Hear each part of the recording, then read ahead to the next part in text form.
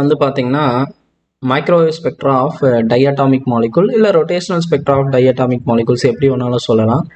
So whether rotational spectra or microwave spectra நாம் எப்படி சொன்னாலும் ரெண்டுமே ஒன்று தான். ரெண்டுத்தில் என்ன வேணாலும் நாம் சொல்லலாம் நேம். ஸோ ஒரு மாலிகுல் அப்படின்னு எடுத்திங்கன்னா we have atoms joined together by means of bond.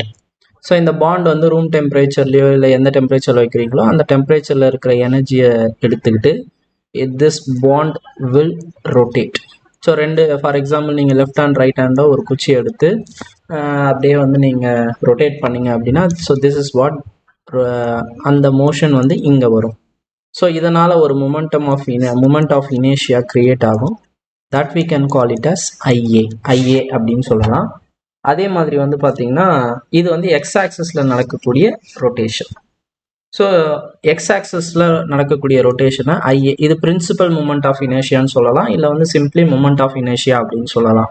இதுவே வந்து அந்த குச்சியை ஒரே பிளேனில் நீங்கள் ஒரு பேப்பர் எடுத்துக்கிறீங்க அப்படின்னா அந்த பேப்பரில் ஒரு குச்சி வச்சுருக்கீங்கன்னு வச்சுக்கோங்க. அந்த குச்சி வந்து அந்த பேப்பர்லேயே வச்சு இப்படியே வந்து சென்டர் பாயிண்ட் வச்சு இப்படி சுற்றுனீங்க அப்படின்னா அதனால் ஒரு இனேஷியா க்ரியேட் ஆகும். That we can call it as Y ஆக்சிஸில் ரொட்டேஷன் பண்ண போகிறோம். அந்த இனேஷியா வந்து IB அப்படின்னு சொல்லலாம்.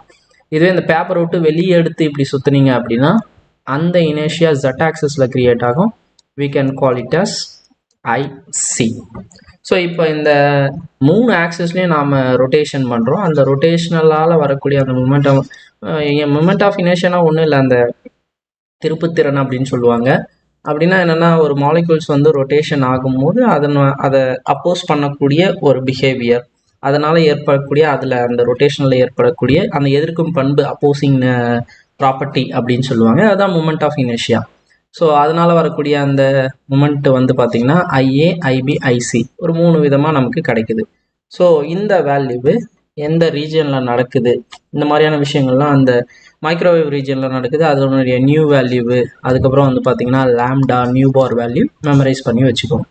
ஸோ இப்போ இந்த IA, IB, IC value base பண்ணி மாலிகுல்ஸை we can divide into 4 கேட்டகரிஸாக டிவைட் பண்ணலாம். ஒன்று லீனியர் மாலிகுல். லீனியர் மாலிகுல் அப்படின்னா எப்படி இருக்கும்னா IBயும் ICயும் ஈக்குவலாக இருக்கும்.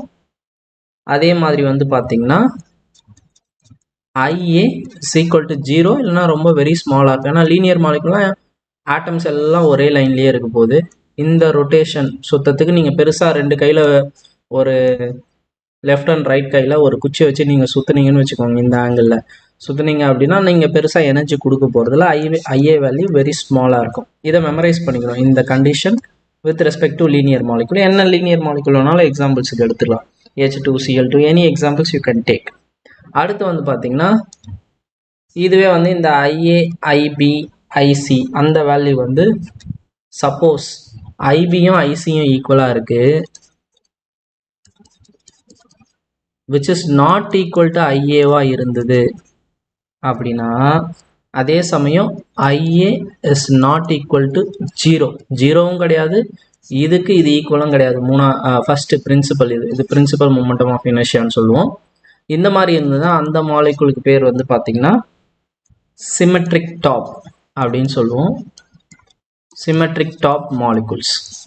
ஸோ இதில் சப்போஸ் ஈக்குவலாக இல்லைன்னு சொல்லிட்டோம். சப்போஸ் IBயும் ICயும் ஈக்குவலாக இருக்குது, இது வந்து பார்த்திங்கன்னா IAவை விட இந்த 2 வேல்யூ தனித்தனியாக பார்க்கும்போது அதிகமாக இருக்கும், அது ஒரு கேஸ். அதே மாதிரி IB, ICக்கு ஈக்குவலாக இருக்கும், IAவோட பட் கம்மியாக இருக்கும், இது ஒரு கேஸ். இதுக்கு பேர் வந்து பார்த்திங்கன்னா ஓப்லேட் சிமெட்ரிக் அப்படின்னு சொல்லுவோம். இதுக்கு பேர் ப்ரோலேட் சிமெட்ரிக் அப்படின்னு சொல்லுவோம். இதில் எதனா ஒரு மெத்தடில் நீங்கள் ஞாபகம் வச்சுக்கோங்க. ஸோ இதுக்கு எக்ஸாம்பிள் வந்து பார்த்திங்கன்னா CH3F, இதுக்கு எக்ஸாம்பிள் BCl3. ஸோ இது ரெண்டுமே காமனாக சிமெட்ரிக் டாப் மாலிகுல் தான். அதில் ஸ்பெஷலாக வந்து இந்த IA வேல்யூ கம்மியாக இருக்கும் ப்ரோலேட்டுக்கு, IA வேல்யூ அதிகமாக இருக்கும் ஓப்லேட்டுக்கு. இது ஞாபகம் வச்சுக்கோங்க. ஸோ இப்போ மெட்டீரியலில் வந்து பார்த்திங்கன்னா ஒன் ஆஃப் தி கரெக்ஷன் இருக்குது. நான் வந்து பேஜ் நம்பர் 8ல் ஸ்பெரிக்கல் டாப் அப்படின்னு கொடுத்து ஒன்று கொடுத்துருப்பேன். ஸ்பெரிக்கல் டாப் மாலிகுல் அப்படின்னா என்னென்னா கொஞ்சம் எழுதிக்கோங்க மெட்டீரியலில். ஸ்பெரிக்கல் டாப் அப்படின்னா என்னென்னா இந்த IA, IB, IC மூணுமே ஈக்குவலாக இருக்கும், which is not equal to 0. மூணுமே சம் வேல்யூஸில் இருக்கும், மூணுமே ஈக்குவலாக இருக்கும். எக்ஸாம்பிள் வந்து பார்த்தீங்கன்னா மீத்தேன் CH4. இந்த CH4ல வந்து நீங்கள் எக்ஸ் ஆக்சிஸில் ரொட்டேட் பண்ணாலும் சரி, ஒய் ஆக்சிஸில் ரொட்டேட் பண்ணாலும் சரி, ஜெட் ஆக்சிஸில் எப்படி ரொட்டேட் பண்ணிங்கனாலும் அதனுடைய மூமெண்ட் ஆஃப் இனர்ஷியா வந்து ஈக்குவலாக இருக்கும். இது வந்து ஸ்பெரிக்கல் டாப்பு. ஸ்பெரிக்கல் டாப்புன்னு நான் மென்ஷன் பண்ணியிருப்பேன், அது வந்து மாற்றி எழுதிக்கோங்க.